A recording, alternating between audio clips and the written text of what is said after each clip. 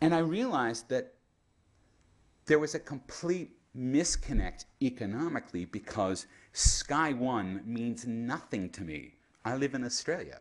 The Sky One satellite's on the other side of the Earth. I can't pick it up. I can't even pirate it. It's just not even available. So that payload that is meaningful if you live in the UK is meaningless if you live in Australia. So that's when I started to get thinking, wait a minute, what if that payload carried an advertisement? What would that look like? Well, it might look like this. News of the fashion show spread quickly on Wisteria Lane. Though the event was for charity, Gabrielle soon discovered when It's it simple. came to latest fashions, It's subtle. women are seldom charitable. It's not doing a whole lot, but of course, one knew this better the first thing than it needs to Vicky do is Brent. simply reinforce the brand of Australia's. Is it Australia's largest She retailer? I think it understood may that be. treachery never goes out of style. Now, can we turn that down just a little bit? Thank you. I just did this as a simple test to see if it would work, and of course it works fine. It's completely clear. I predict that as this model unfolds, as what I'm telling you becomes more commonplace, there is going to be an explosion of broadcast design in the bug. All right?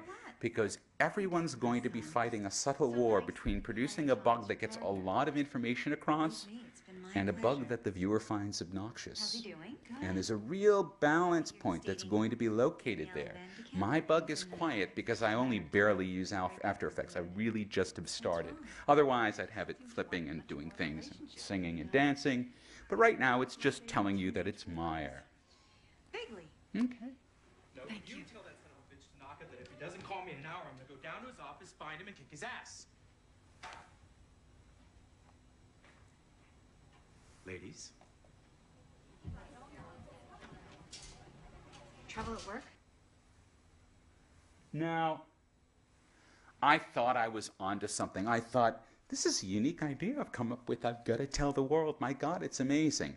And then I turned on the footy on Friday night, and let me show you what I saw. We've seen no semblance of that tonight. Here's a good run by Watmo. Turning on the retro rockets, he'll go there. And Watmo, who has not stopped slaving, gets a try for Manly to put them on the board.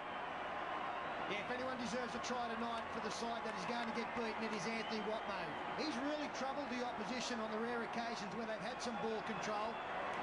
He's a bit of a pocket rocket, and he runs a great angle I'll here. go into the instant replay. If he frees it there, you can see that he's going Oh my to God. between that gap. 9's already there. Imagine my surprise. As play continues, it's not a straight run, it's the angled run. So the networks are already hip to this, and you know what that means? The advertisers are already hip to this. They're ready for this model. So here's the thing. This is going to happen anyway. This is going to happen whether or not you start downloading TV, because the 30-second ad is over. It's getting too easy for the consumer to edit out, to skip over, to ignore the interruption. Now, we can make an interesting argument about whether everything will be interactive so that you have to sit through the ads, but I really do think that at some level the viewer is going to have a limited acceptance of this, and Gary indicated as much. We're going to have to find a comfortable way to get advertising payload into all television programming, regardless of its source, without resorting to advertising. Or I should say, without resorting to advertising breaks. Because the viewer's expectation now is for a continuous experience, and then another continuous experience, and then another continuous experience. And the closer we can get to that level of seamlessness by embedding advertising inside of the program stream, the happier the viewer is going to be overall with the experience, the happier the broadcaster would be with the experience because it prevents channel flipping. Everyone gets happy. But here's the thing. What's the role of a television broadcaster in that value chain? Right now, they aggregate audiences on one hand, and they aggregate advertisers on the other hand, and they connect them, and poof, piles of money appear. That's how that works. But is it more cost effective for a producer to work directly with an advertiser to hyper-distribute programming. Yeah, it's not just a little more cost-effective. It's insanely more cost-effective. All right? These are ballpark figures, but they're within, say 50% correct. All right? So for the price of one advertisement in Desperate Housewives, Meyer could brand it and release it. For the cost of one advertisement in Battlestar Galactica, Harvey Norman could brand it and release it. And here's the kicker. The higher the program ratings, the cheaper your ad buy is. That's every advertising agency's wet dream. All right? It's the reverse of the logic of television, where the larger the audience, the more you're going to pay for that ad buy. Now, of course, you're going to tussle with the producer because the producer is going to charge you more for something that's guaranteed to have an audience. But you're never going to pay what you're paying for a broadcast network because the economics of scarcity in distribution have gone away. Okay. So now we've moved from an old-style value chain where you have producers to distributors to broadcasters to advertisers, and now you have a new value chain, which just the producer and the advertiser working together, presumably in harmony, to make it all happen.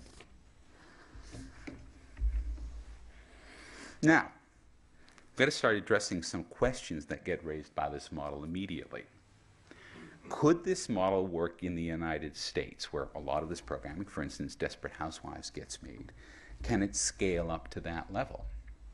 Well, Desperate Housewives, CSI, ER, they all cost in the range of roughly $5 million an episode to make.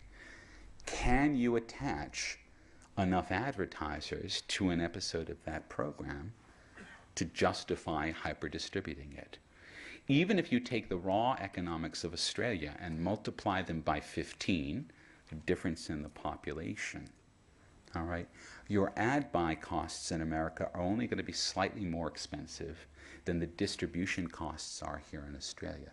Australians get very cheap programs because they're at the end of a distribution chain. Relative to their population, Australians should probably be paying what? $400,000 for an episode of Desperate Housewives? So it's clear that a hyper-distribution model will work because of the economy of scale in America, because there's a pool of advertisers. So it works there, but does it work now also for local content? Let's say McCloud's The Daughters of Blue Heelers, which regularly get probably 10 or 15, 20% ratings.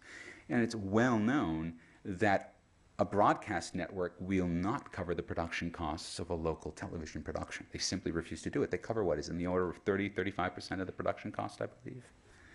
But if, on the other hand, McCloud's Daughters is making a deal directly with Meyer or with David Jones or with Woolies or Kohl's, they might be able to cover 60 or 70% of their production cost easily, because the entire process has become a lot cheaper for everyone involved, with the exception of the broadcast networks, because the broadcast networks have lost their ability to be the sole distributors of pre-produced television programming. Now,